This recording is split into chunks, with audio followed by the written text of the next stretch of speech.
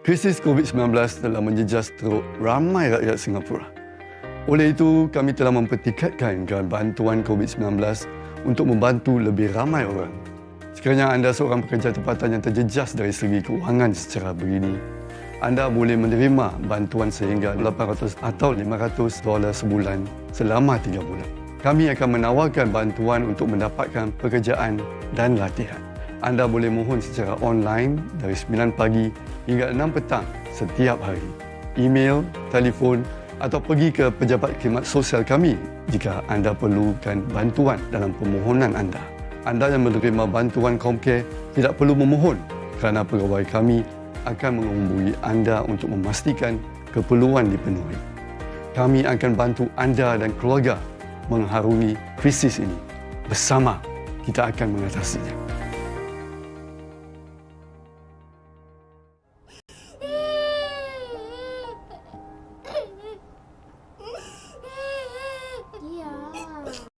Saat baru lahir di dunia, manusia mesti nangis.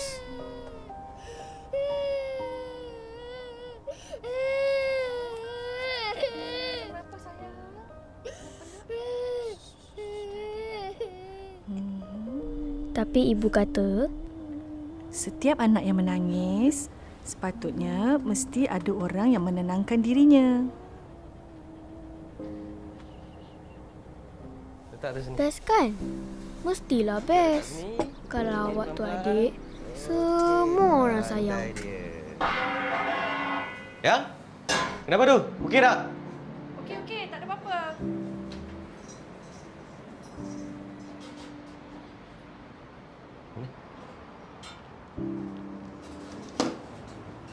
Iza, kenapa kat bawah? Takut. Takut? Kita makan kat atas nak? Tak nak? Yana, ambil Tika. Sini.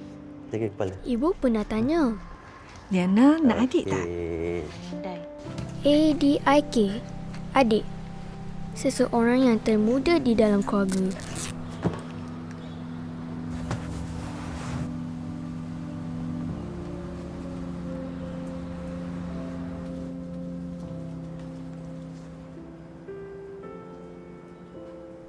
Kakak, seseorang yang perlu berkorban.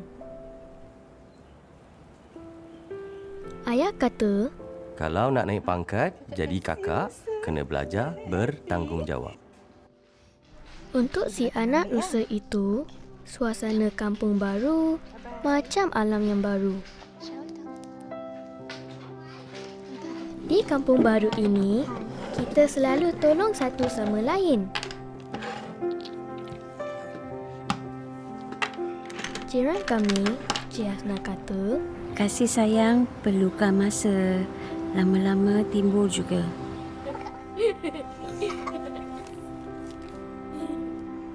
tapi saya fikir kita tidak mengambil masa untuk menyayangi adik.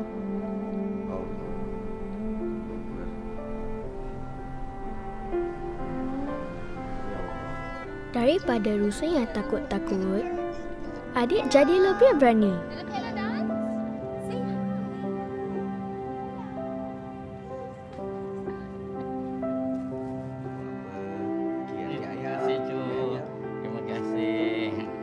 Terima kasih sayang.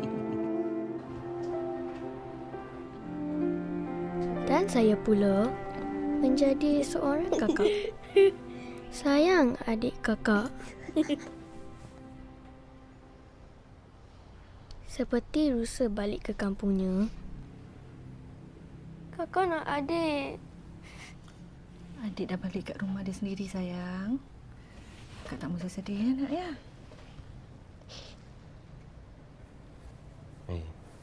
Adik pun sayang kakak tau. Okey? Jangan nangis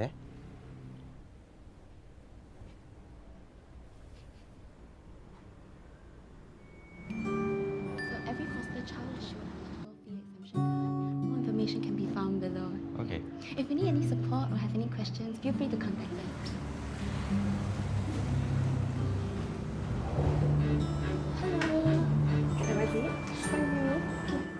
Tapi yang penting, Say hi kat dia. ibu kata kasih sayang tiada batas. Nama adik siapa?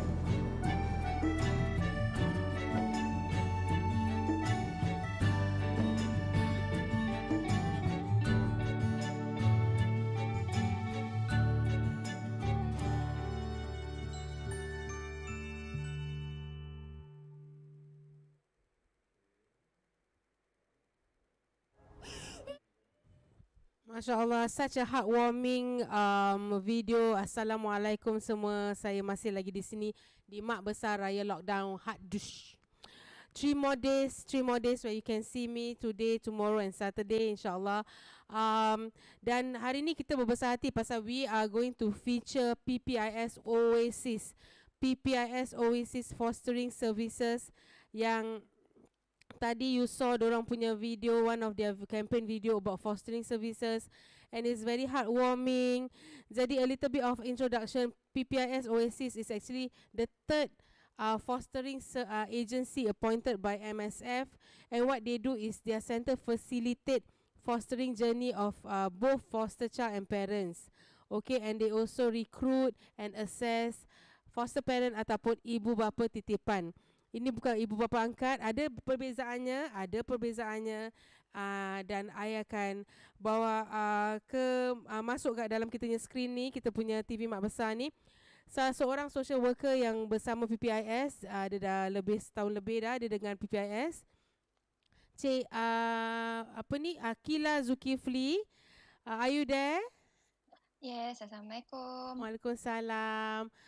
Maybe you can look at the Google Hangout punya screen, punya camera for you to address if there's any Okay. if there's anyone who has question. Cik Akila, thank you so much. Thank you to PPIS Oasis for coming on board tv.makbesar.com dan garage.makbesar.com. Tadi such a heartwarming video such a heartwarming video. Dia nak adik, tapi adik dia datang untuk sementara waktu, lepas tu another one. This is what fostering service is about. I have some friends who does it, 2 of them actually. But let's go to you straight, and before we talk about that fostering service, I want to know berapa lama you bekerja sebagai social worker di Oasis Center ini untuk fostering? Okay, so for myself, I telah dah bekerja in PPS Oasis slightly over a year. Yeah, then walaupun rasa macam jangka masa pendek, I think I have gained a lot of unique and special experiences lah as a social worker in the foster care agency. Betul. Dia bukan pasal jangka masa besar ke panjang ke pendek. Kadang-kadang the things we do and the lives we impact, itu yang important tau Cik Akila. Okay, can you make us understand fostering service ni sebenarnya apa ni? Okay, so fostering services is actually a temporary care arrangement atau penjagaan sementara lah, where foster families take on the care of children who go into the care of the ministry because they have been either abused atau neglected from by their natural families lah, atau in Malay it's kanak-kanak yang telah didera atau terbiar dari ibu bapa kandungan mereka lah. So kalau let's say I'm gonna cakap dengan cara bercerita lah. Katalah saya ni ada seorang anak yang mungkin 5 tahun dan saya natural family-nya lah. Saya natural family-nya dan saya seorang ibu yang dera, ataupun mungkin my family atau my husband dera budak tu, ataupun kami berdua masuk penjara. Is it one of the problem kalau Yes, can. Okay, masuk penjara ataupun rehabilitation center. Dan anak ni dibahagikan under the care of the government, the ministry. Okay, betul. So anak ni apa sebenarnya dia tunggu? Dia tunggu untuk dapatkan ibu bapanya kembali ataupun adopted family, because fostering ni dia apa ni macam bus stop gitu, interchange gitu tau, in a way. It's a transitional, excuse my language, I cuma trying to get people to understand. So anak ni yang tengah dalam transition ni, dalam interchange ni, dia sebenarnya tunggu apakah goal dia sebenarnya? Okay, so you are right to say lah yang macam fostering is considered one of the bus stops in the many care services that the ministry have lah for children like these cases. So antaranya apart from fostering, there is also adoption, then there is also children's home where some children go to if there are no foster placements for them. But the difference is depending on dorang punya age juga. Let's say kalau the kanak-kanak are quite young, can be infants or can be 3-4 years old. If they are young children, the best placement for them to go is into foster care lah, which means into a temporary care of a foster family, because that's the best environment for them to live, to thrive in, and to receive the love and care of a family lah. Yeah, but sorry Miss Akila, you punya mic tu kena tudung, jadi dia z. I think you have to hold. Yeah. Maybe I'll hold it. Okay. Yeah. So should I repeat what I mentioned? No, you can continue. Okay. So fostering is one of the options, especially for younger children. Sometimes for older kids, it might be a bit more difficult to get them into foster care because of their age. And some of them go into children's homes lah.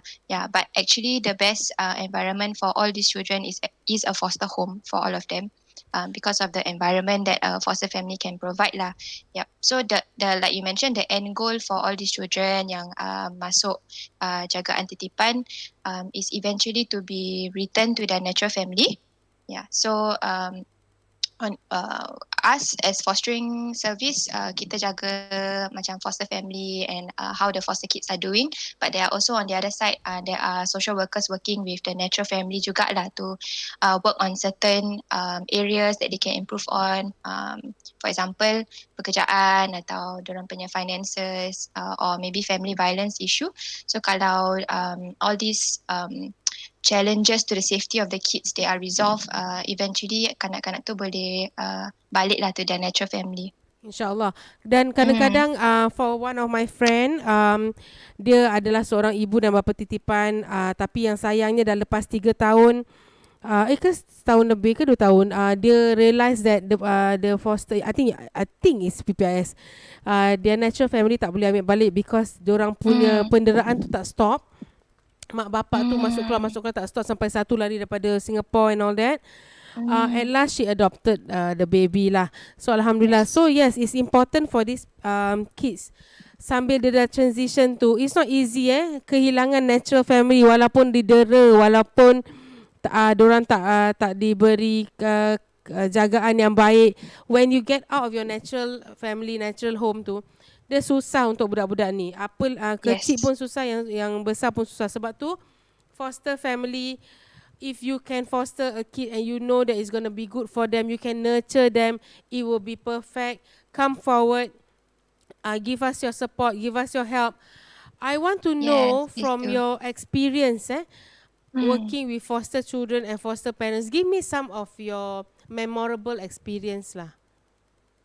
Okay, so I ada memory yang atau experiences yang both memorable in the sad sense and in the happy sense as well. So maybe if I share more about the really sad experiences is especially when I think mungkin Kak Haryani and whoever is watching may have heard in the news tentang kanak-kanak yang didera dan terbiar. So this is some of the kids that go into foster care lah, atau menjadi anak-anak titipan. So for me as a social worker atau pekerja sosial, I have to learn about dorang punya latar belakang, and most of the time is really sad lah for me to have to to sit down and learn about some of the really bad experiences that the children have gone through.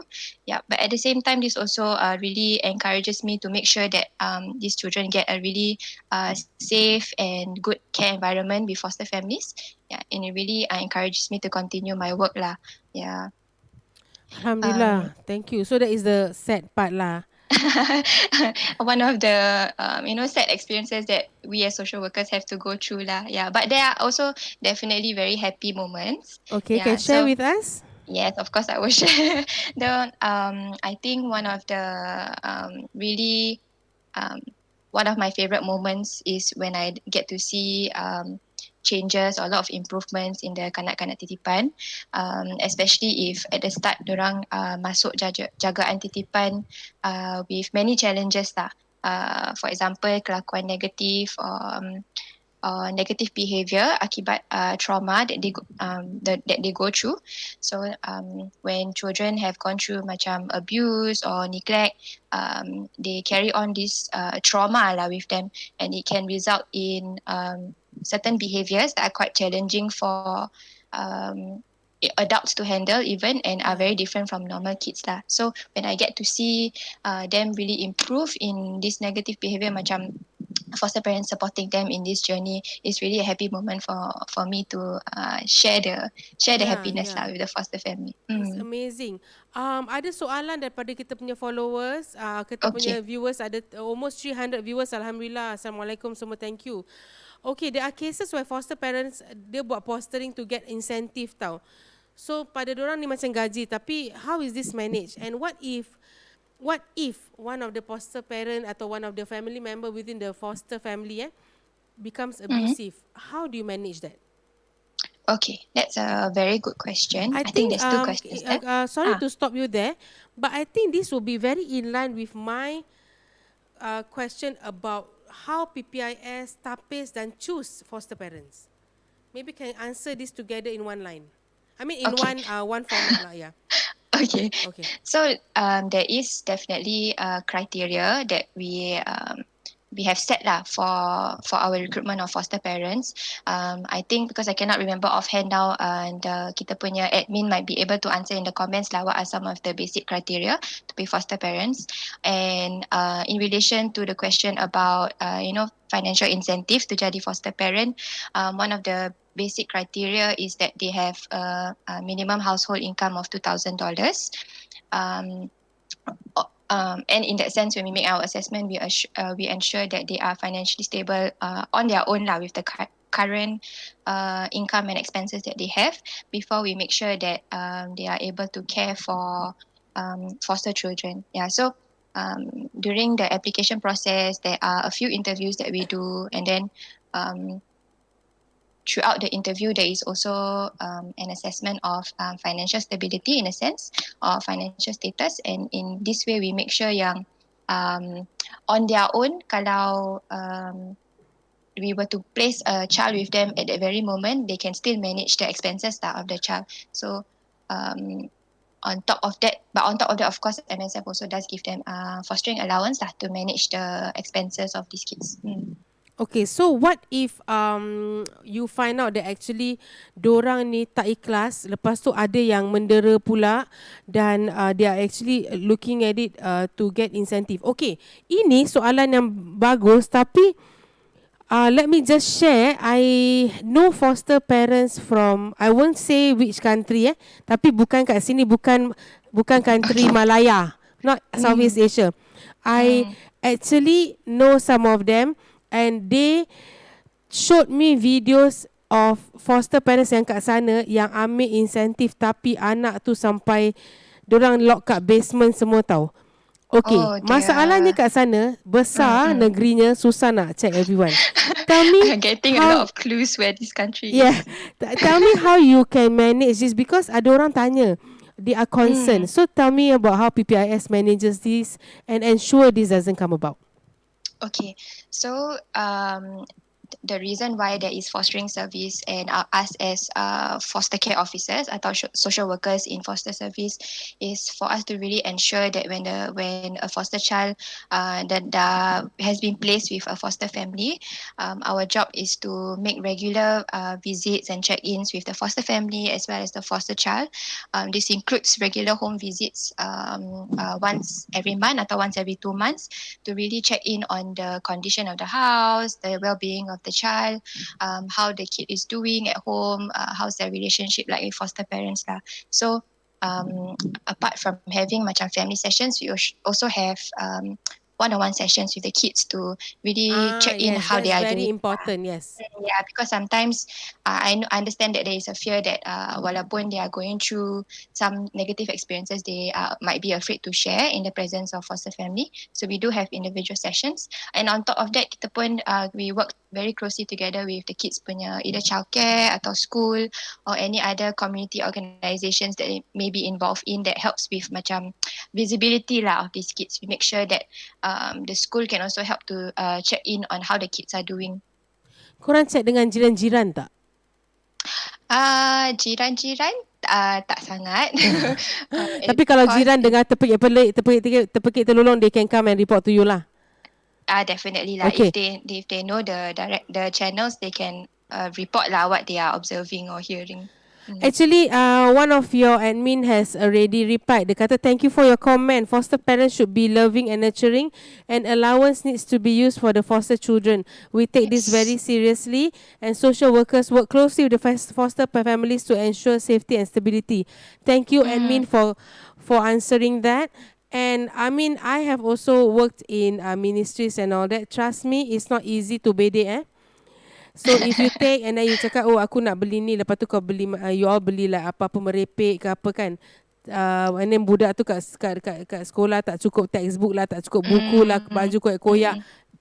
Singapore is small, Singapore is very governed in a good way. You're not getting away. So trust me, these kids most of the time, I can tell you almost 100% are in good hands. Kriteria untuk jadi ibu bapa titipan, I have it. Yes. I have the criteria. There's 7 generic criteria, tapi of course everything has to be properly investigated. Number 1, you have to be penduduk Singapore citizen. You mempunyai sekurang-kurangnya pendidikan sekolah menengah, at least a secondary school education, berusia sekurang-kurangnya 25 tahun, at least 25 years old. The household earning should be at least $2,000. Dah berumah tangga, berpengalaman menjaga kanak-kanak, sihat dan harus boleh menguruskan anak titipan. Must be married, must have kids before lah, or you have experience in having kids before, or jaga kids, and you must be sihat. Tak boleh lah kalau selalu sakit kan. How are you going to care for the anak titipan? Thank you for your questions. We've got so many people. Thank you, Erlina. Thank you, Sari Dewi, Brandon, Ainik. Thank you so much. Okay, let's move on. Apa ni? Akila. The next question I have for you is, how come there's a need for foster parents from our community? Okay.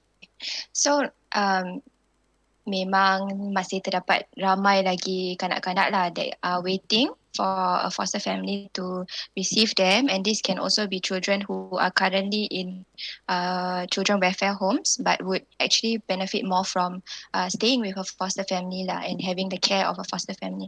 Yeah. So why a foster family is in a sense preferred over getting the kids to stay in children's home is because a family can provide that safe and nurturing environment for a kid to really in a sense develop well and then recover from the trauma that they might be facing. And if you compare macam suasana keluarga titipan or a family to suasana rumah tumpangan kebajikan kanak-kanak or children's home, definitely the perhatian yang the attention that is given is more individualized and more focused on that one child rather than having to split your attention among a lot of kids in the children's home. Okay. That is very clear tau guys. Kenapa there's a need? can I just be blunt? I mean, I don't represent any organization or authority, but I'll just be blunt. Sometimes our community, they've got kids, but somehow dorang nak jaga anak pun macam susah, tak pandai, nak mendera, hantar anak pergi children's home. So of course, because of the rise of this, there is a need. I'm not saying there is a rise. I'm saying kalau ada kes-kes macam ini, mestilah ada need for fostering in services, fostering services punya agency. Dan anak-anak yang terbengkalai di home because mak bapak dua-dua masuk jail ni semua, trust me, if they have to choose between a children's home and another person's home yang sayang, masih sayang dia, ada orang lain, budak lain nak jaga, nak main-main dengan dia, ada mak bapak sementara waktu mak bapak titimpan untuk jaga, they want the second option. Okay guys, so that's why there is a need. Now somebody asked, I've heard of foster parents yang nak travel tapi pasal pasport budak tu dekat natural family, habis natural family tu tak cannot be contacted atau tak nak deal with this whole foster family pergi holiday dengan anak dorang tak boleh pergi. Macam mana tu? Meaning how do foster parents try and bring, if they want to try and bring their kids, the foster kids to travel with them. Yalah, sama-sama pergi holiday dengan family. Tapi ada yang natural family tak kasih. Tak baik kan? Would PPIS jump in like this? I mean, this is it's a common challenge that we have with foster families because at the end of the day, foster kids ni dorang punya the rights to these children still lie with the natural parents lah atau natural family. So the final say is made by them. So we do face these challenges, but ultimately kita kena respect jugalah that these natural parents are still the parents of these foster kids, and if they don't allow it, then we do have to respect that. But there are also cases that become court-ordered cases. Yeah, so in this sense, it's because the assessment is that the natural parents are no longer committed or want to be involved in the care of these kids. And so if there is a court order, sometimes there is like certain concessions where foster parents are able to bring the kids to travel lah. Yeah, Alhamdulillah. So is it right for me to say, find you guys and help, ask for help, you will get the proper channel lah? You mean for the travelling bit lah, for the travelling, I mean foster parents can always consult with the social workers. Yalah, consult the social worker, go to them. Jangan don't assume anything guys, go back there. They are the one yang specialise kat sini, diorang expert, pergi balik ke sana. Alright, tadi kita dah tahu the criteria for being a foster parent. Tapi what do you think are the ideal qualities of a foster parent? Qualities.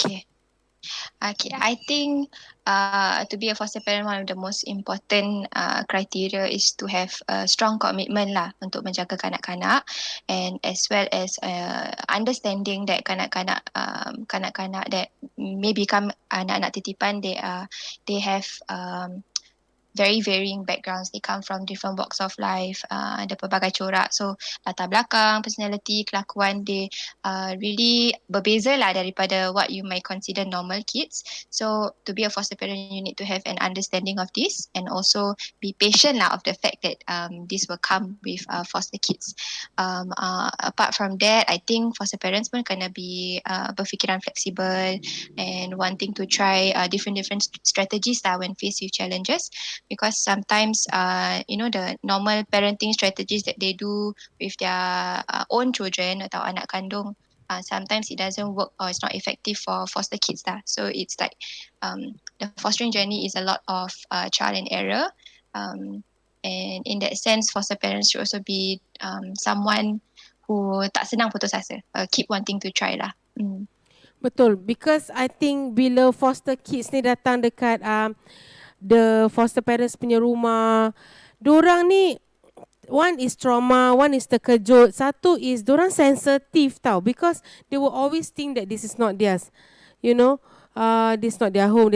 So dorang punya the foster parents ni dia kena extra mile to make sure they are loved, to make sure they feel at home, and to make sure dorang tak takut, tak trauma. Okay, maybe the best way to answer all these questions, right, is to actually get on board a foster parent atau a pair of foster parent. Kita ada Cik Malik dengan isterinya, ya? Saya seorang hari ni. Cik Malik, apa khabar Cik Malik? Assalamualaikum, Okay. Alhamdulillah. Sihat. Waalaikumsalam. For confidentiality purposes, we're not going to show Cik Malik punya video up here, but he is online with us. Say Assalamualaikum to everybody. There's almost 300 people online now, Cik Malik. Oh, Alhamdulillah. So, apa khabar Cik Malik? Okay, Alhamdulillah. Tengah actually working from home. So, I took time off for this. Thank you for doing that. Thank you for doing that. We are all working. Most of us are working from home. Tapi, yalah, it's quite a challenge, Cik Malik. So, memang. Cik Malik, first and foremost, on behalf of Makbesar, we have a lot of kids within our team. My partners are one with very big family. Myself, I don't have, but I have a lot of nieces and budak-budak yang selalu I'm around with. On behalf of the kids, on behalf of Makbesar, and I'm sure on behalf of PPIS, thank you so much for being a foster parent. May Allah bless you and your family. Amin. Alhamdulillah. So, Cik Malik, how long have you been a foster parent, and how many children have you fostered so far? I've been a foster parent with my wife for 1.5 years, and currently we have 2 babies. Our first child, we got him in when he was 3 weeks old, and Alhamdulillah until now dah 18 bulan lah. Yang kedua ni baru kita dapat bulan 3 kemarin lah, baru berapa bulan lah. Baru 2 bulan lebih. Dua boys yes, 2 boys. 2 boys babies, and you just got them about one is already 1.5 years, Yeah, we took him from 3 weeks. Wow. Both from 3 weeks, in fact. 3 weeks old. Yeah, correct. And now a few months, now 1.5 years. Such a big heart you have, both of you, mashallah. And both boys. And this is your first 2, or before this you pernah foster before? Tak pernah. First time fostering. So I take it that from the first experience you like it. That's why you take the second baby, sir? Yeah. I mean, honestly, I wasn't ready lah, but my wife, she wants a second child because the 1.5 years, so the child has started to walk and dah boleh respond. So she asked me whether we can take another child. So I said, okay lah, consider okay lah, then let's go for it. Dan memang rezeki lah, memang kadang-kadang kita nak tak dapat kan, tapi ya, betul, mashallah. Dapat jugalah. May I, is it okay, you don't have to answer me if you cannot, for both you and Akila. May I know these babies come from what background? You don't have to be specific, or you can just be generic. Is it abusive family who doesn't want the babies, or family who's in trouble with the law? Which one of these 3? If I may answer, it can be all 3 actually. So we do have. But from Cik Malik, specifically. If Cik Malik want to share. Okay. My first foster child, the mom is in a girls' home, and the second one is incarcerated lah. MashaAllah. Okay, no problem. And because of that, they are in good hands now with you. Alhamdulillah. I wonder, I don't know whether I've asked you this before, but what made you want to do this? You said you were not ready, but your wife was. Yeah. Okay. Firstly, kawan kerja tu, kita nampak how their journey, perjalanan dia, anak dia daripada kecil sampai besar. So every year kita pergi raya rumah dia ataupun jumpa kat tempat kerja. Kita nampak how the child grows from young. But I think they took them in when they were young lah, mungkin 3-4 tahun. So but we saw how the child changed, how the child developed, cara diberi kasih sayang, diberi cukup makan, minum, pakaian. Dan dari situ kita nampak perubahan budak-budak tu lah. Jadi mungkin sekarang dia orang dah kembali ke keluarga masing-masing. But nonetheless, what really sparked us is actually we saw that change in the child. So I told my wife, hey, why not we try this, you know. And the timing was nice also, like kita pun baru dapat rumah, dah settle down. We also in our mid 40s already. So, you know, we do took care of our anak-anak saudara semua. So I think the timing is right and we were ready lah. Financially kita are stable. We don't have any commitments mentally, physically, and of course support from family is very important, which I have to stress. If it's just the husband and wife, I think we would not have managed this far lah. Yeah, Alhamdulillah. Thank you so much, Cik Malik. And as a foster parent, what have you learned actually? What I've learned, okay, number one, you need to have a good family support system, and because sometimes bila kita, because alhamdulillah for our case, I get my mother-in-law to be involved, and she's willing to help us because both of us are working, and you know when we are both working, the baby is when our first child we got in, so we asked her to help us to look after the child.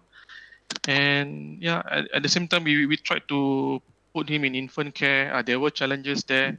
The child got sick and hospitalized a few times because of sakit and all that.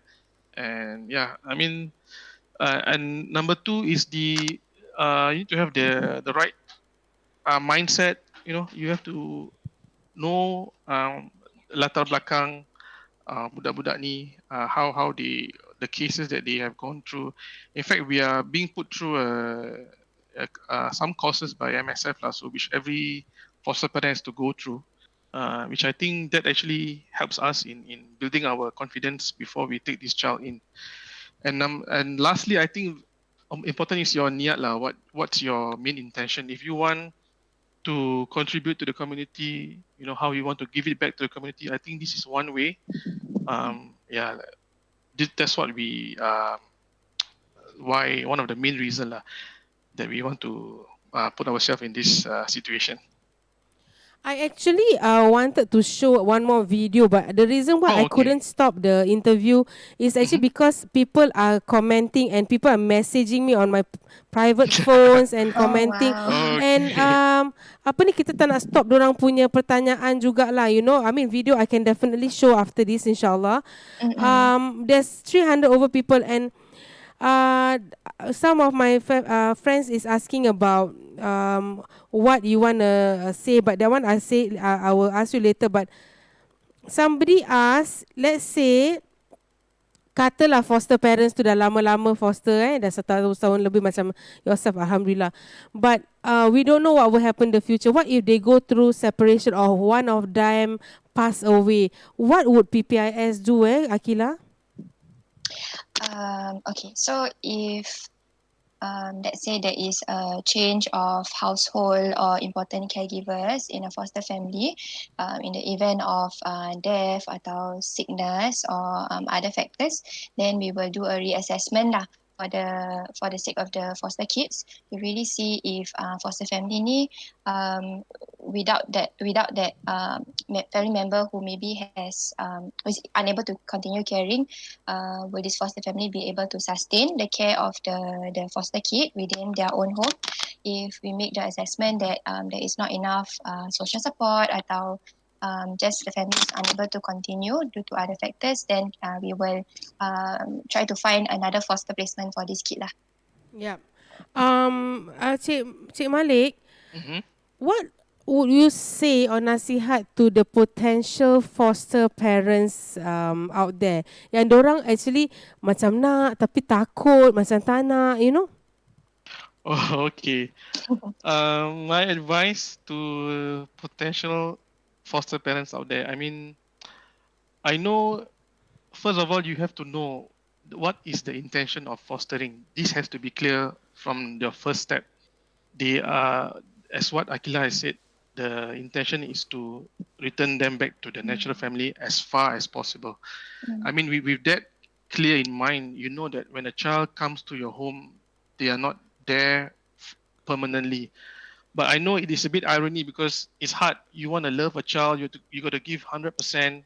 You know, I know. Yes, you are given that allowance, but is how can you quantify the time, the sacrifice? You know, your leave. I've used up all my leave the last time, to be honest, because of the hospital, and then I got to take no pay leave. I mean, you can't really put a price on all this.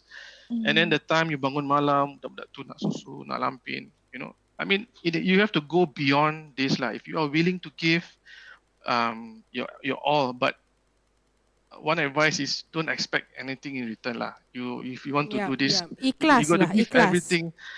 Yeah, I mean, I would want to be a cliche lah, but just how it is lah. And of course, you see the child as they grow, and how they change in character. You got to nurture their love. You give them the environment, and give them that confidence to move on in their life lah.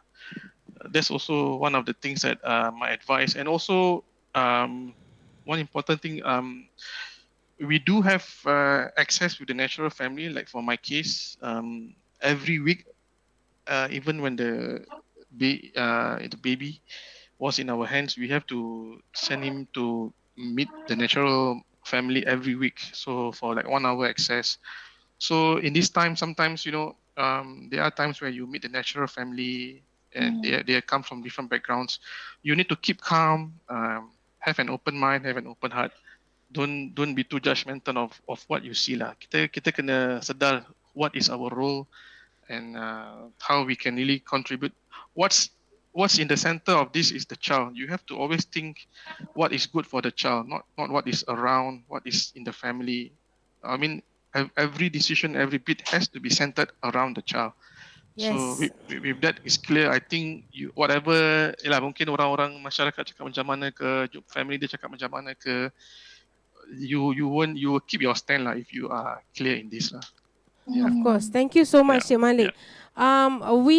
I tell you what, there might be people out there yang tengah dengar kita sekarang, diorang nak tanya lagi soalan-soalan. You can ask questions still on this page, or you can go to the page PPIS Fostering, or you can go to their website at ppis.sg/family-services/PPIS Oasis. Okay, or you can just Google PPIS Fostering Services, you will find it. One last one before we leave for the 2 videos that I'm going to show you. You must watch these 2 videos, guys, really. PPIS is going to have a webinar very soon, which is in July, inshallah. And it's on Islam and Fostering, a foster parent webinar. Cik Akilah, you might want to talk about it a bit. Okay, so the intention behind this webinar was, I think, from experience with working with foster parents, a lot of them do have curiosities about what is the Islamic perspective on fostering, what are some of the fiqh rulings or legal rulings in terms of macam aurat atau other issues that might come under Islamic perspective. So the intention behind this webinar is to hopefully have an asatiza to kind of share on the Islamic perspective of fostering and the benefits of fostering mentioned in Islam, and why Islam views it as important to help kanak-kanak yang memerlukan atau vulnerable children. Yep. So this will be in collaboration dengan Pergas, insyaAllah. And then the panel will consist of asatiza and foster parents who will share their experience also. Okay, so that's very good. I actually shared the information on the comments of this live page, guys. And I've also shared the PPIS Oasis punya website, and also they are on Makbesar Garage, garage.makbesar.com. Look at some of their posters there, their banners. It's also there. It's going to be there for until 2nd of June. Come on. If you already dah terasa nak jadi ibu titipan, bapa titipan, go for it. Go for this webinar. Talk to a social worker. InsyaAllah, it's going to be a blessing. Look at Cik Malik. Started with 1 baby and then move on to the second one. One last question before we go for the video. Is it possible for the foster parent to be adopted parent if all is well? Yes, if the circumstances lead to the kid being eligible for adoption, then foster parents can consider adopting the child. Terima kasih so much. Terima kasih Cik Malik for joining us and sharing your thoughts. Terima kasih. Terima kasih. Kirim salam your wife and your two babies. Thank And you so much, Akila, Cik thank you Malik. so much. Terima kasih. Thank you. Alhamdulillah. Bye-bye everybody. Assalamualaikum. Bye-bye. Waalaikumsalam. Thank you. Thank you so much, guys. We had such a long and good, insightful chat about fostering services. I know of this because my friends, some of them are foster parents. But to hear betul-betul daripada Cik Malik, to dengar cara experience Cik Akila, tengok video-videonya, I feel very, very heartwarm. My heart is very warm, okay? Can we have, then don't go away. I'm going to share 2 more videos from PPIS. And then after that, we will continue with Nur Insan. Terima kasih. I'll see you in a while, insyaAllah. So one day he shared the stories with me at home and then asked, you want to be, do you want to do fostering since we have a house, and our children are quite big. Then I said, why not? And on top of that, because I've been hearing stories, because even my own students, I have one whose mom actually is a foster parent as well. So she has been sharing, her experiences, and my auntie as well. So we thought, okay, why not? Just go ahead lah. Sign up as a foster parent. There will be a lot of schemes, there will be a lot of assistance from MSF as well as PPIS. There's no, you will enjoy the journey, and let's sign up to help these affected children.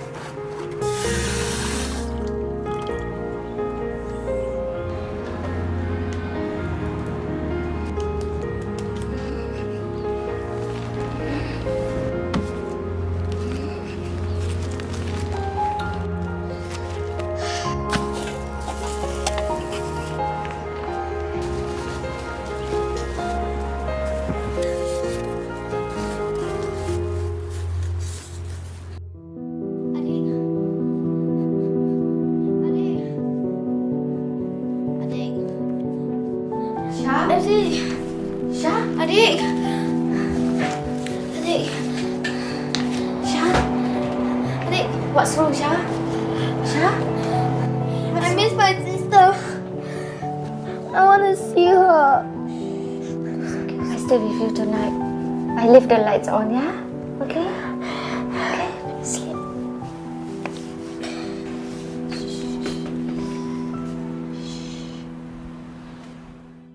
Shah, come. Your favorite kaya bread.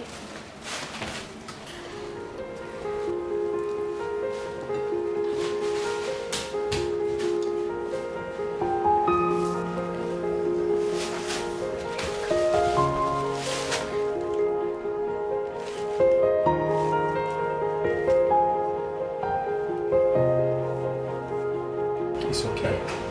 We'll give him some time. We will guide him slowly.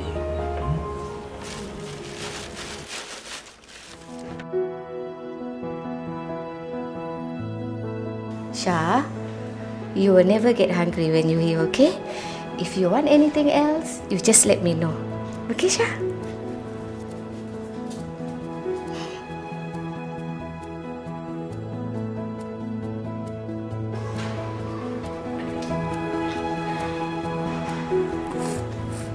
Shah, come, let's join them.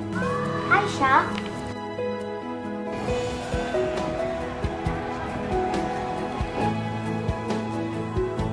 You try.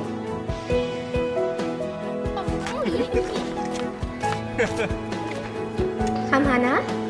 This is your favorite egg, right? Thank you, Shah.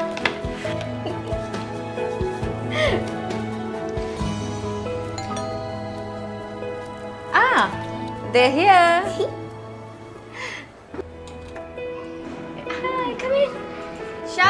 Fauziah to see you. Adik! I miss you so much. How do you get here? Jessie said I can come and stay with you. Yay, we can be together again. And we can live with Uncle and Auntie and have kaya bread every day. Nadia is staying with us from today. Every day you can have kaya bread. We are all a family now. Nadia will never be hungry again, okay?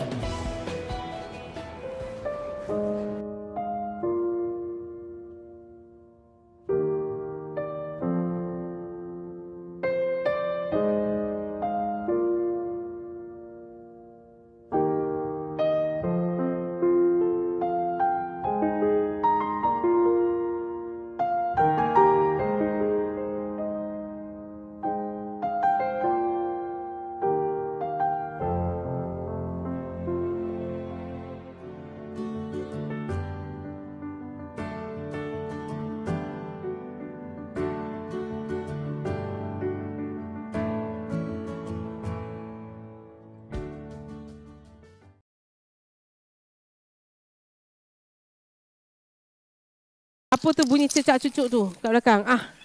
Okay, Assalamualaikum semua. I'm still here. Alhamdulillah.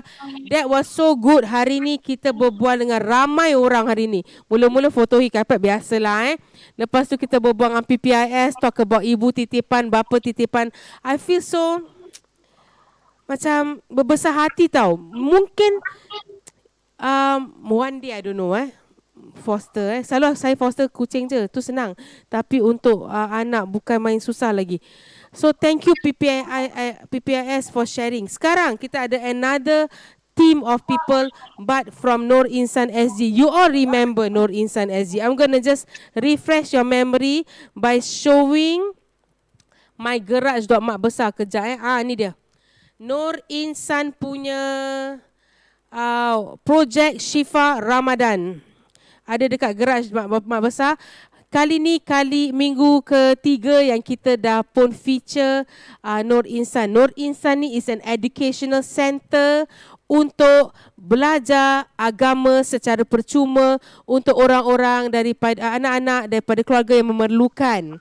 Dan kita pun dah berbual dengan Ustaz Cik Faris last week Dia cakap kadang-kadang yang datang ni pun bukan daripada keluarga memerlukan, tapi kita accept pasal orang nak belajar kan. Dan orang daripada budak-budak daripada keluarga yang lebih berkemampuan ni, dorang pun akan bantu Nur Insan. Nur Insan ada 2 branch sekarang and dorang looking to open the 3rd branch in in the west area, and they are in need of funds 250,000. Bukan itu je, sebab ianya percuma untuk anak-anak, tax semua percuma, apa semua percuma, things still get paid. Azatizah dibayar dengan baik. Kelas tu bukan kita nak build up atau rental dia pakai angin, tidak kita pakai duit tau. Jadi duit derma sedekah daripada awak semua, saya semua ni semua, wakaf, infak, derma, ikhlas, bayar fidyah, bayar zakat, inilah duit-duit yang diorang pakai untuk make sure resources are paid, expenses are paid, so that these kids get their education that they deserve. Hari ni kita ada 2 orang untuk join kita. Mungkin kita invite yang pertama, Ustaz Zaki. Ustaz Zaki, are you here? Assalamualaikum. Waalaikumsalam warahmatullahi. Alamak, dengan songkok handsome Ustaz Zaki. Terima kasih kerana join Makbesar di TV Makbesar. Dan Alhamdulillah so far when we buat you punya session, kita buat Tarawih Cup sekali bila orang main FIFA punya online tu, kita cakap donate. Ramai orang donate, Alhamdulillah. InsyaAllah. Can you hear me? Boleh insyaAllah. Boleh? Okay. I believe you ada some of my questions. Saya pun actually nak tanya soalan untuk Ustaz. Tapi inilah saya tengah terfikir-fikir mana saya punya message pada Ustaz ni. Ni dia. Okay. Ustaz, dah dengan Nur Insan dah berapa lama Ustaz? Alhamdulillah, saya dan Nur Insan dah selama nak masuk 2 tahun lebih lah. Saya mengajar daripada mula 2019 sampai tahun inilah. So dah masuk 2 lebih, banyak pengalaman lah yang saya. Alhamdulillah. Terima kasih kerana mengajar di Nur Insan. And which level are you teaching? Saya mengajar peringkat darjah 5, darjah 6, menengah 1 hingga ke remaja 4 lah. Remaja 1 sampai remaja 4. Oi, banyak. Alhamdulillah. Habis apa-apa topik, apa-apa subjek yang Ustaz ajar, Ustaz? Okey, jadi untuk menengah, untuk peringkat darjah 5 dengan darjah 6, biasanya saya akan mengajar tauhid, fikir, tentang hukum hakam, sirah dan juga akhlak lah. Di samping itu kita ada juga belajar tentang solat, bagaimana nak mulakan solat, apa history solatnya, dan juga kita juga akan belajar macam mana nak baca Iqra' lah. Mungkin bagi mereka yang baru nak mula baca Iqra', kita akan mula, mungkin ada yang daripada mereka dah pandai baca Iqra', mungkin dah masuk muqaddam. Kita teruskan, kita akan bagi masa lah. Macam gitu. Alhamdulillah, thank you so much for doing that. Dan untuk yang menengah pula pun samalah. Jadi menengah pula saya akan, buku dia lain sikit. Buku dia saya gunakan 3 serangkai lah. Kamu juga kita akan ajar tauhid. 3 serangkai. Alhamdulillah, saya pun dulu 3 serangkai, Ustaz. Saya madrasah kat Masjid Al-Ansar. Alhamdulillah. Ustaz, saya nak tanya beberapa soalan lah secara ringkas sebelum kita prepare untuk buka ni. Ada ramai orang tengah tengok. Penting tak untuk menuntut ilmu agama Islam ni? Saya tanya pasal, saya dah berbual dengan Ustaz tadi kan. Saya cakap, some people I know, right, dorang ada ranking tau. Okay, important yang ini, roof over your head, baju, belajar, sana, tuition, apa. Tapi maaf cakap, sedih kadang-kadang saya dengar orang kata belajar agama, nantilah. Duit aku kasih yang ini dulu. Belajar agama nanti boleh, tak important. Can you please explain to us how important it is, ilmu agama Islam ni sebagai seorang keluarga Islam? InsyaAllah. Okey, sebagai seorang yang beragama Islam, seperti mana yang telah diriwayatkan oleh Ibn Majah, talabul ilmi faridatun ala kulli muslim. Menuntut ilmu tu adalah fardu ain, wajiblah bagi setiap orang yang beragama Islam tu, orang muslim tak kira lelaki ke ataupun wanita. Jadi lepas kita menuntut ilmu itu, kita akan terkeluar daripada kegelapan. Kegelapan tu maksudnya apa? Kegelapan daripada kita tak ada jawapan lah. Apa hukum ni sebenarnya ni? Jadi bila kita dah ada ilmu tu, dia akan membawa kita kepada yang lebih terang lagi. Kemudian dia akan membawa kita kepada jelas juga. Okey? Dan juga kita tidak mudah ditipu. Bila kita dah ada ilmu, inilah kelebihan ataupun kebaikannya, kewajipan untuk menuntut ilmu ni. Kita akan tidak mudah ditipu. Okey? Dan juga seperti mana yang difirmankan dalam surah Az-Zumar ayat ke-9, "Qul hal yastawil ladzina ya'maluna wal ladzina la ya'lamun." Okey? Adakah sama orang-orang yang mengetahui dengan orang-orang yang tidak mengetahui? Contohnya, kalau seseorang tu pandai buat kuih, yang lagi satu tu buat kuih tu ala kadar dia. Mana tu yang kita boleh bezakan? Mana yang lebih mengetahui?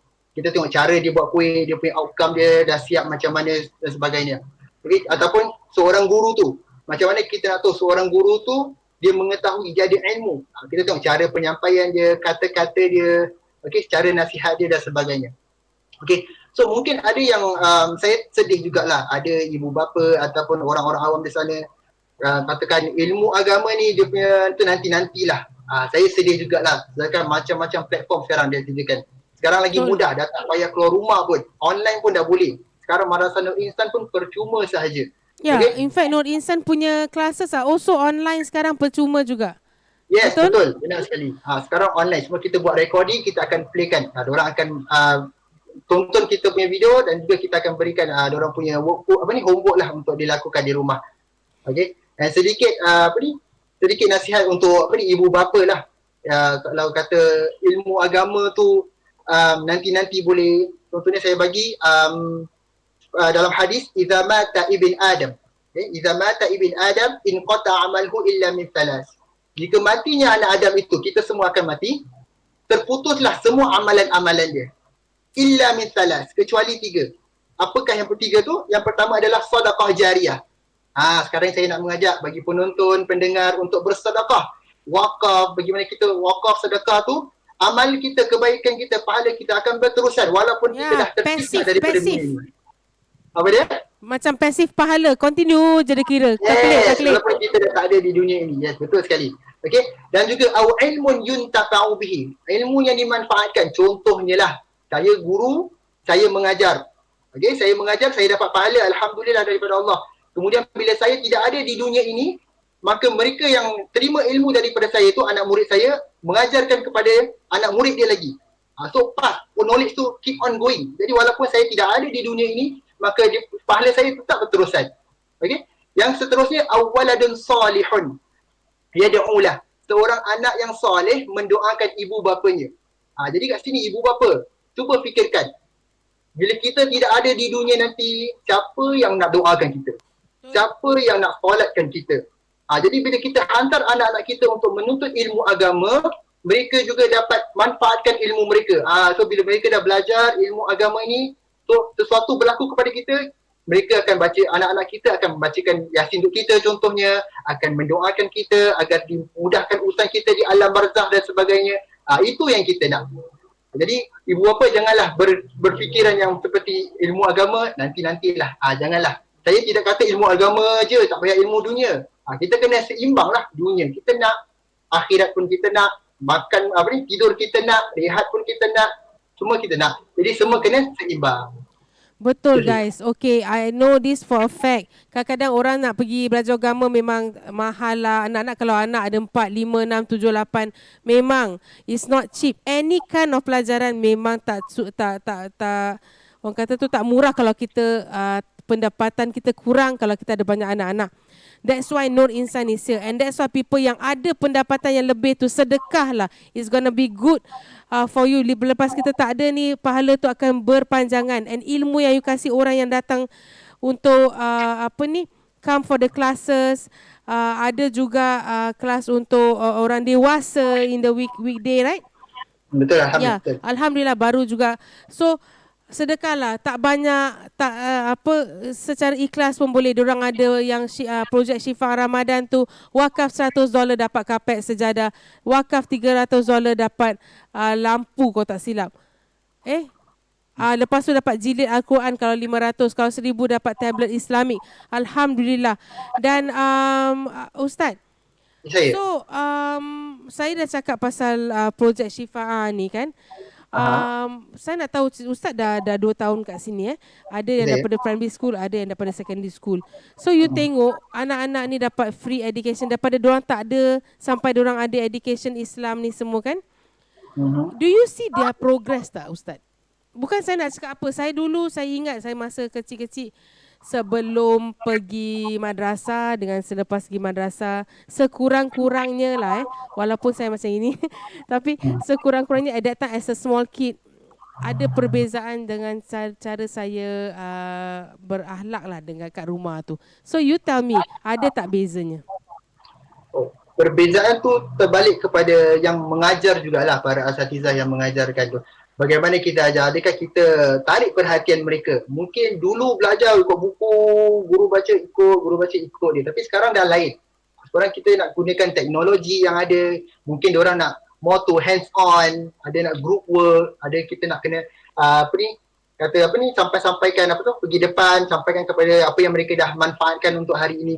Jadi peningkatan progres yang daripada pelajar-pelajar tu balik kepada kita jugalah. Dan saya lihat, saya dah pelajari cara-cara kesilapan saya, mungkin saya dah upgrade sikit cara-cara saya nak menyampaikan ilmu tu. Saya lihat mereka berpotensi. Kita nak kena tackle dia. Jadi baru diorang ada upgrade sikit. Macam ni belajar. Gitu. It's good that you are progressive that way. And I mean Nur Insan, macam nak cakap saya kadang-kadang nak orang tanya, Nur Insan dia bagus tak? Dia bagus tak? Saya tanya dia, dulu dia berapa orang aja? Sekarang dah 800 student dan nak cari buka third branch. Kalau dia tak bagus, makcik ibu bapa ni kita macam sharing information tau, review tau. Kalau tak bagus jangan harap boleh berkembang. So alhamdulillah dengan sokongan orang luar, sokongan orang yang berkemampuan, sedekah, infak, wakaf, anak-anak ni makin grow. Dia bawa dia. And they need $250,000 untuk buka satu lagi cawangan di West. Okay, so tolonglah Nur Insan ya. Ya kawan-kawanku. Suami saya pun tengah tengok sekarang ni. Ada 300 lebih orang tengok. Come on people, sedekah ni baik, barakah. Ustaz, kongsi sedikit kebaikan bersedekah sebagai seorang individu dan sebagai satu perniagaan.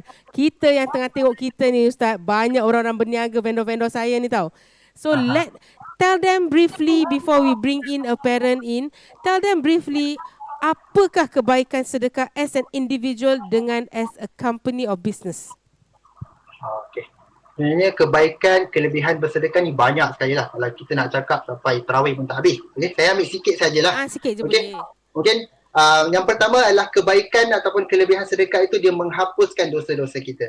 Jadi kita sebagai orang Muslim, orang yang beragama Islam, kita tak tahu dosa kita ni berapa banyak. Tak ada orang yang mengaku dia tak berdosa. Semua berdosa. Jadi satu cara untuk kita menghapuskan dosa-dosa kita, untuk kita tambahkan kita punya pahala ialah menerusi bersedekah. Jadi bila kita sedekah pun tak kira lah berapa nilainya. Jangan kita judge dengan nilai kita. Yang kita, Allah tu pandang pada hati kita. Kita punya pemberian tu, kita sedekah saja. Lillahi ta'ala. Kemudian seterusnya, dilipat ganda pahala kita bersedekah tu. Lagi-lagi pada bulan Ramadan yang suci ini, baki sisa beberapa hari lagi, sebaiknya kita bersedekah lah. Kerana dia punya pahala dia berlipat ganda. Okay? Itu adalah janjian daripada Allah Subhanahu Wa Taala. Kemudian, bila kita bersedekah, maka tambahlah rezeki kita. Tak bermaksud bila kita keluarkan duit kita makin kurang. Tak. Okay? Rezeki kita makin bertambah. Bukan bermaksud kita keluarkan duit, kita akan dapat duit nanti. Tak. Mungkin kita dapat kesihatan, kita dapat kelebihan. Okay? Mungkin kita, kalau kita tak keluarkan, tak bersedekah, kita pergi doktor. Sama juga kita kena keluarkan duit. Jadi, dengan kita bersedekah, apa dia? Saya panggil tu penalty. Kalau dah lama tak sedekah kan, ada je kereta rosak lah, pipe bocor. Penalty. Ya juga. Okay, jadi bila kita sedekah, dia mensucikan diri kita, mensucikan harta kita secara umum lah.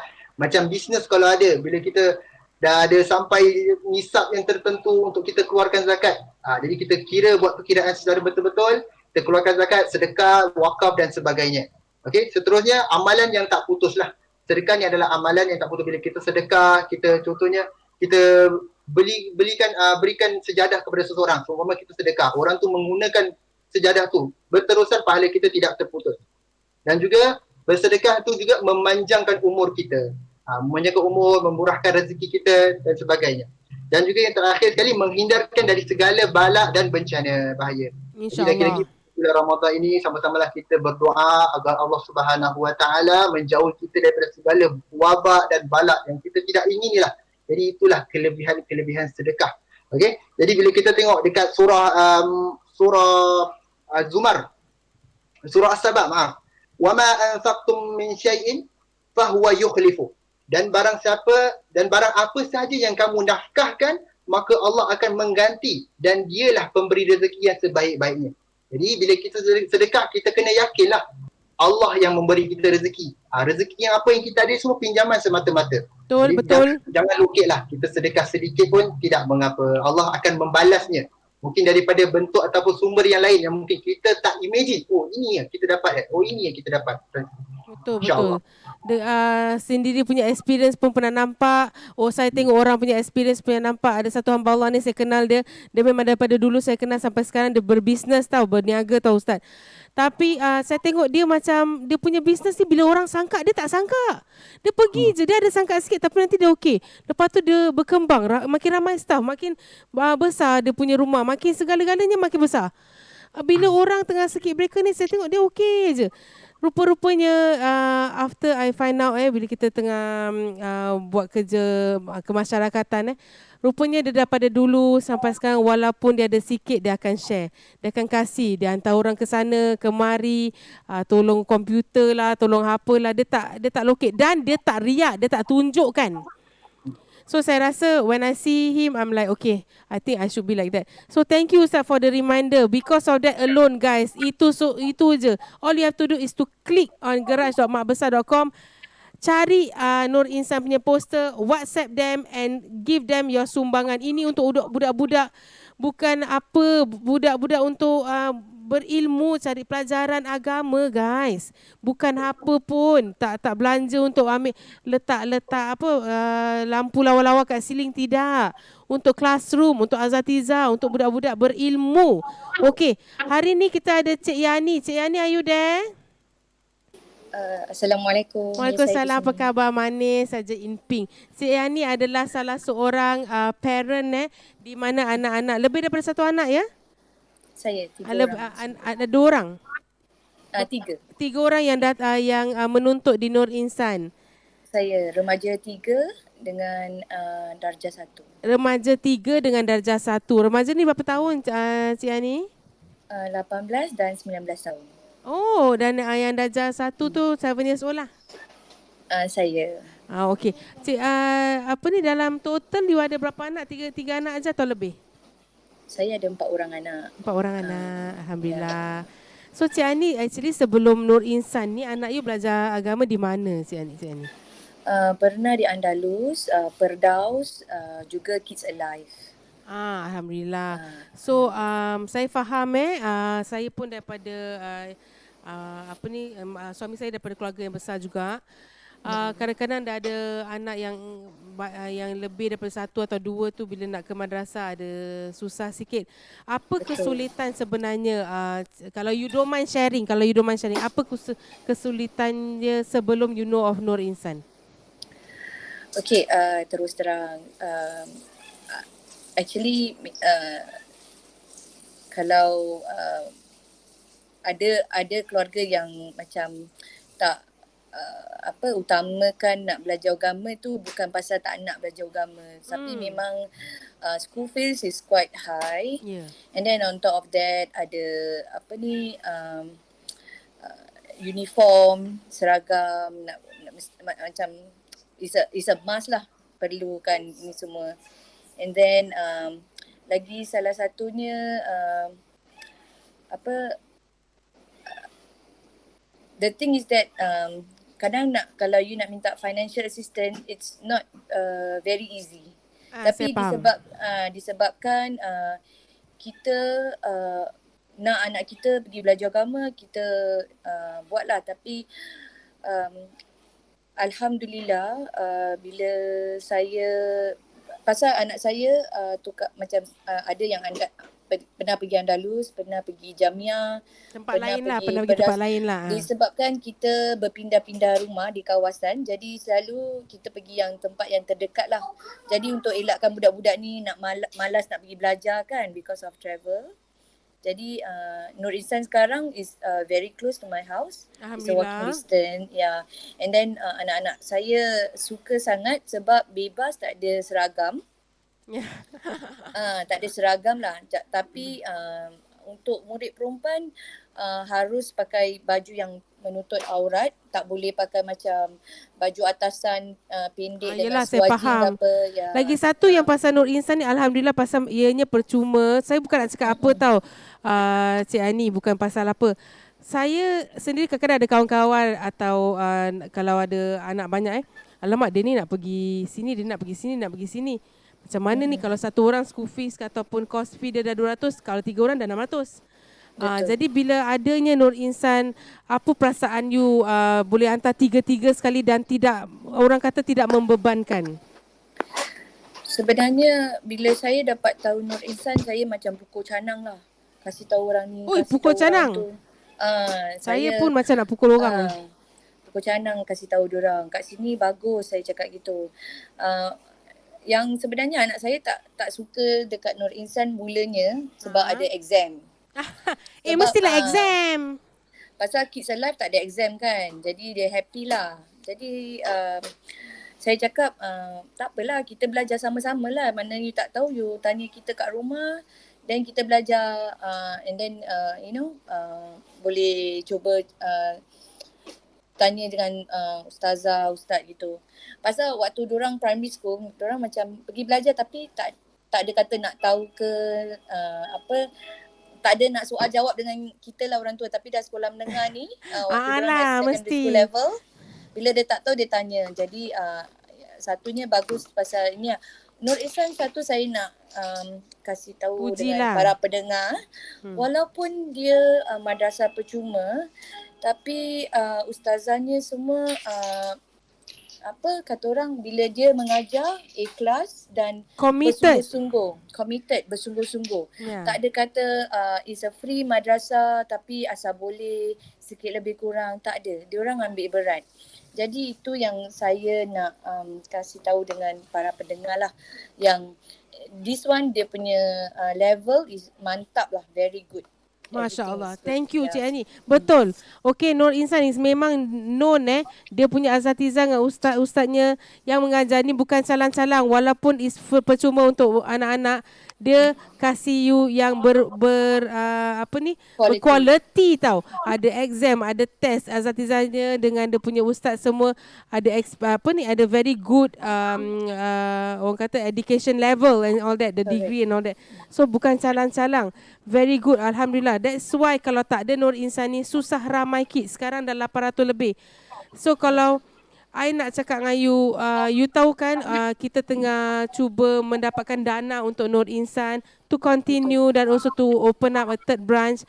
Give me a very brief message to all this our audience sekarang for them to donate. Okey, saya mengharapkan para pendengar kalau tahu pasal Nur Insan ni, para pendengar, para penonton kita nampak ni.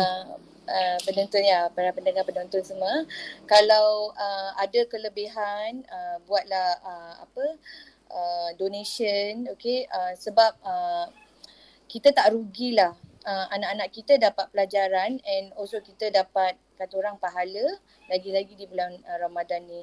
Sebab tanpa sumbangan para penonton, para pendengar, Nur Ihsan pun mungkin ada kesulitan. Tapi Nur Ihsan tak ada kata orang kasih tahu dengan orang, saya sulit. Cuma dia just go with the flow, mengajar anak-anak kita dengan baik dan bimbing mereka dengan baik. InsyaAllah. Kalau yang parents yang masih fikir belajar agama ni secondary, saya cuma nak ingatkan lah, kalau ada peluang hantar anak-anak belajar agama, sebab apabila kita tutup mata kita akan nanti disoal di sana. Jadi Nur Ihsan, madrasah percuma, you shouldn't be worry. Anak-anak terbimbing, insyaAllah. Sedih saya dengar. Saya nak a very fast one. Kita semua dah nak buka ni, tapi a very fast one. Memang betul kalau kita tak hantar anak-anak kita kat sana, nanti kita dituntut. Pasal I have somebody that I met when I was younger, 20 lebih tahun. Dia ceritakan saya, dia marah mak bapak dia pasal mak bapak dia cakap, kenapa kau gini, kenapa kau tak semayang. Lepas tu dalam satu pentekaran tu dia cakap dengan the parents said, don't teach me what you don't practice. So it was very harsh for me to hear as a friend yang dia cerita ni, apa lagi dengan bapak dia. So saya tanya dia, what do you mean? Kita look, daripada dulu sampai sekarang dia never teach me anything. When I'm older, diorang paise dengan kawan-kawan baru nak hantar aku ke sana ke sini. I don't feel like it. So too bad, don't teach me what you don't practice. So jangan sampai ke situ, is a good reminder. Dan untuk siapa-siapa yang tak berkemampuan tu, hantarlah anak-anak ke Nur Insan. Kasihlah tahu, pukullah canang, suruh orang datang join us, sedekah pada kita, menderma pada kita, buat zakat, fidyah. Thank you Cik Yani. I'm gonna release you so that you boleh siap-siap untuk buka dengan anak-anak. Terima kasih. Assalamualaikum. Waalaikumsalam. Ustaz, saya pun boleh release Ustaz juga. Terima kasih for your sharing. But let's take the next 1 minute for you to call out for people to come and join and help Nur Insan. Okay, insyaAllah. Okay, sekarang ni bagi mereka yang baru mendengar ataupun sudah mendengar, saya harap seperti mana yang mereka tahu, kita dah akan membuka cawangan baru di West. Kita memberi peruntukan sebanyak 250,000. Jadi bagi mereka yang ingin memberi sumbangan, kita ada platform-platform yang ada, boleh melungsuri saja ke www.nurinsan.sg. Dekat situ ada banyak platform, boleh pay now, PayPal ataupun check. Ataupun kalau tak boleh keluar, boleh saja kita buat appointment. Kita boleh collect, home collection lah. Oh yes, you collect before in my house, yes. Yes, correct. Lepas tu kita juga open to zakat harta, wakaf dan donation. Okay, kalau nak tahu lebih lanjut, bolehlah lungsuri ke laman kita www.nurinsan.sg.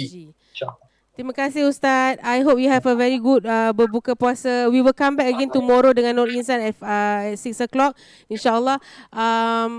Kirim salam family-nya dan family-family dari Nur Insan. Assalamualaikum Ustaz. Waalaikumsalam warahmatullahi. Guys, go to Nur Insan SG atau look at garage.makbesar.com. Tengok dia punya package. Kalau kita derma tak jadi miskin tau. Tapi mungkin rezeki boleh melimpah-limpah dalam banyak-banyak lagi rezeki daripada rezeki harta benda, rezeki kesihatan, rezeki kebahagiaan. Ni semua rezeki. Mereka ada di Ramadan Garage, di garage.makbesar.com. They have all these packages. Okay, package wakaf 100 dapat kapet sejadah.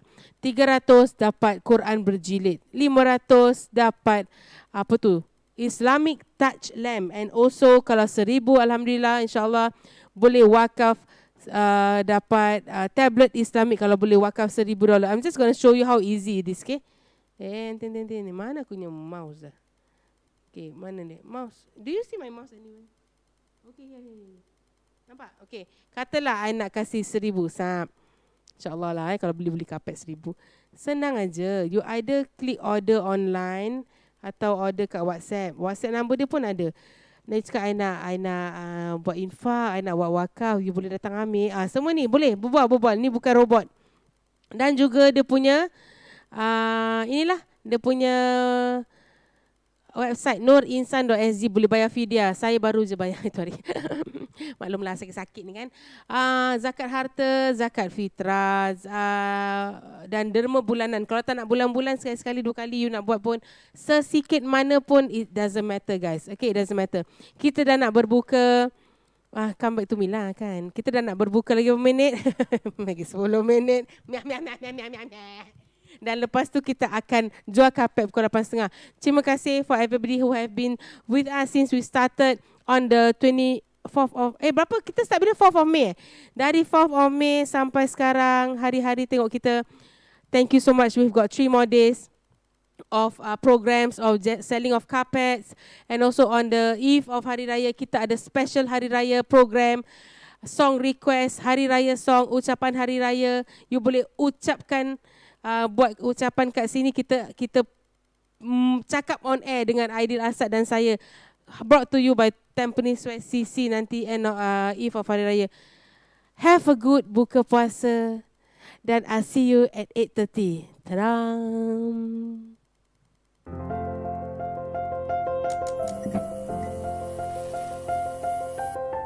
Assalamualaikum warahmatullahi taala wabarakatuh. Berita tergempar. Ini bukan main-main punya. Ini saya betul-betul. Saya betul-betul hijab pasal nak berbual pasal ni. Lagipun tak dapat pergi tarawih dekat masjid. Kadang-kadang saya feeling lah rumah saya ni pun masjid tarawih lah ya, dengan suami. Tu je ada. Suami je ada. Yang lain semua tak ada.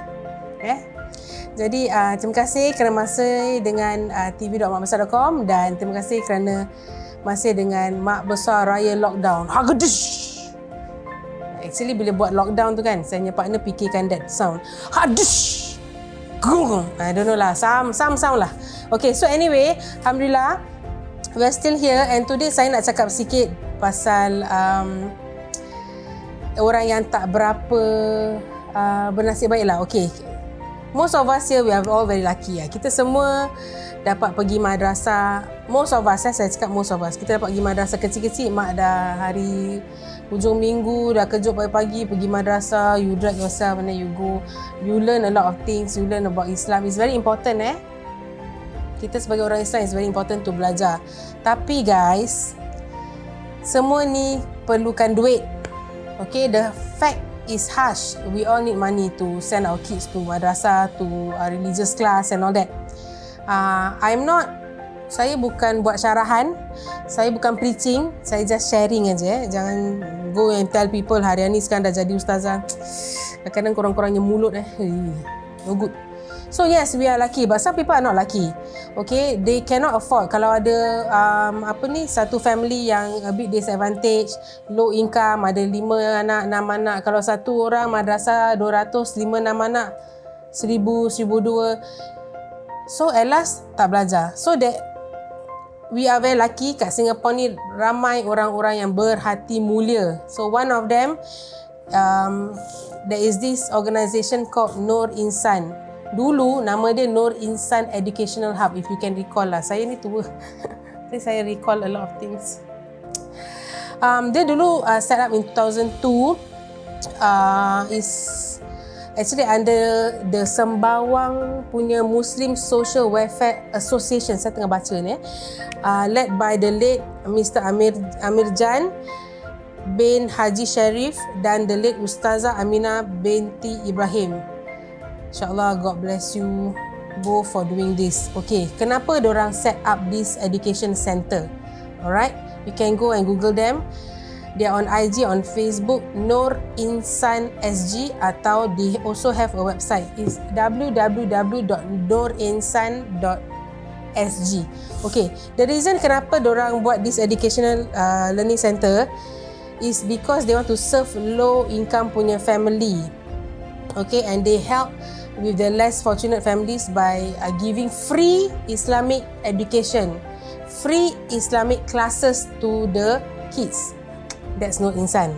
Okay, sekarang kan diorang ada about 500 students yang in their free weekends madrasah. Maknanya kan, they don't have to pay any fees, or the books pun tak ada bayaran, they give it for free for diorang punya FAS students. So what started off untuk kasih free education and Islamic education to the kids yang sekarang dah expand. Bukan saja untuk budak-budak yang daripada low income family, tapi diorang punya ibu bapa pun kalau perlu yang memerlukan also will get the classes for free. See, all the classes that teaches Fardu Ain is also free of charge, guys. So thank you Nur Insan for doing this. Okay guys, the thing is now they have teachers who teaches. They need books. Okay, they have classes, they need the physical class. Now time COVID, they are going on online class. These things need money. Okay, I'll just be very upfront. These things need money, resources need money. And where do they get their funding? Is most of it through the donation from all you kind people. Okay, I will show you this poster now. So they are running this campaign called Project Shifa Ramadan Nur Insan 2020. Okay, this is where you can donate. How can you donate? Again, let's look at the poster. And there are ways for you to donate. Satu, ada package wakaf Nur Insan. 4 cara dan 4 bayaran, 4 amounts you can donate. First is package 100. Package 100 ni, InsyaAllah you will get sejadah kapet bila you wakafkan $100. Kalau you wakaf $300, you dapat Quran berjilid. Kalau you wakaf package $500, you dapat touch lamp. Dan kalau you wakaf package 1000, you dapat tablet Islamic. Okay, now come back to me. Jangan tengok poster tu lagi, tengok saya. Saya tanya dia, apakah dalam tablet Islamic tu? Okay, this is what he said to me. Okay, ada bacaan Quran with audio, kursus haji dan umrah, kitab hadis Imam Bukhari dan Imam Muslim, buku Iqra, and it can fit into a mobile phone with, it can be a mobile phone with 2 SIM card and 8GB lah. So this is what you get if you wakafkan $1,000. Again, no amount is small. No amount is small. Ni derma. Derma mesti ikhlas. Jangan awak derma 1,000 ke 500 boleh cakap, alamak, actually tu 1,000 boleh beli apa, boleh beli apa. Okay guys, seriously, this is my call for you. It is to be done dengan ikhlas. Okay, the package 100, 300, 500 dan 1,000. Alright, tengoklah poster ni lagi. You boleh tunaikan zakat dengan dorang juga. Okay, dan you also can pay your fidyah dan also ada derma bulanan. Okay, once in a while kalau you nak derma seikhlas hati, mungkin tak nak bulan-bulan, mungkin you macam okay, bulan ni nak sini, bulan tu nak sana, no problem, just derma. Dia ada macam-macam cara menderma. You can do pay now. You boleh write check untuk Nur space Insan. You boleh buat bank transfer, OCBC account, dan you juga boleh derma secara online, www.nurinsan.sg/donation. what are you doing? When you're looking at me, sambil-sambil tu ambil lah phone pay now. Okay, you're gonna help a lot of people. I can say this a lot of times and I know you hear this a lot of times from people, tapi it's Ramadan and pahala dia akan, I call it passive pahala, akan berpanjangan pasal you kasih orang yang tak mampu nak pergi kelas agama the ability to go and learn. Okay, you are contributing to all these anak-anak. And for all you know these people. Okay, mungkin anak-anak jiran, saudara mara kita tak tahu. Tapi we are helping these low income families, hantar anak-anak mereka, even diorang punya mak bapak boleh ambil free fardu ain classes. It's very important, it's the basics. Okay, I call out to you, please help donate, help wakaf. Sebelum COVID terjadi, diorang juga ada macam-macam item that they go on sale. Okay, those frame Al-Quran punya verses and all that. Tapi because they get their items overseas, sekarang tak boleh masuk, diorang dah tak ada that kind of sale. But you can look forward after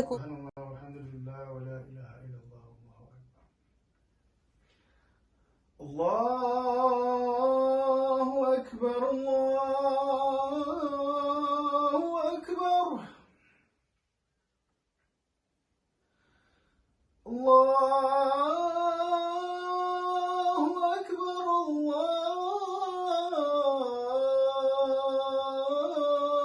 Allahu Akbar. Ashhadu an la ilaha illallah.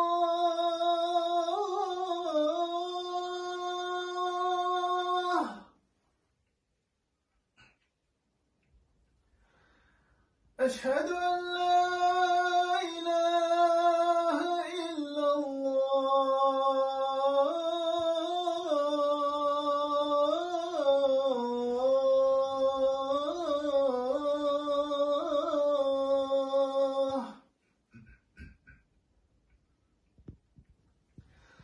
Ashhadu anna Muhammadan Rasulullah.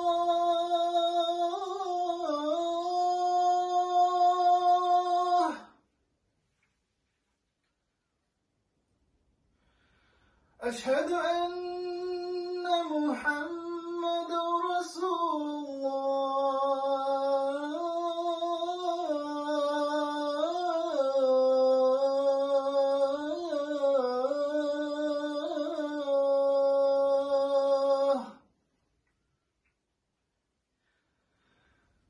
Hayya 'ala as-salah.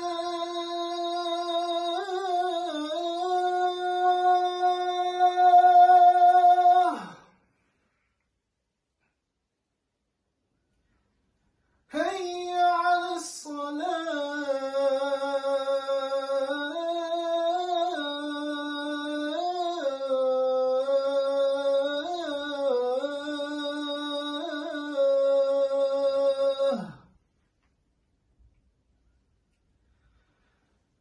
Hayya 'ala al-falah.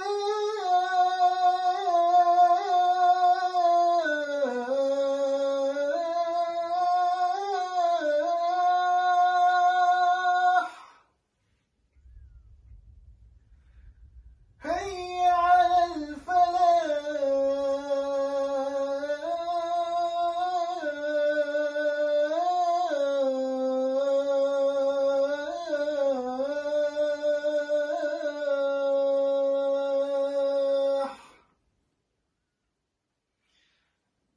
Allahu Akbar,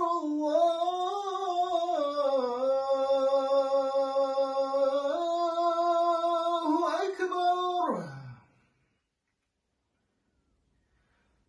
La ilaha illallah. La ilaha illallah Muhammadur Rasulullah sallallahu alaihi wasallam. Allahumma rabb hadhihi da'wati at-tammati was-salati al-qa'imah. آتِ سيدنا محمد الوسيلة والفضيلة والشرف والدرجة العالية الرفيعة وبعثه مقاما محمودا الذي وعده إنك لا تخلف الميعاد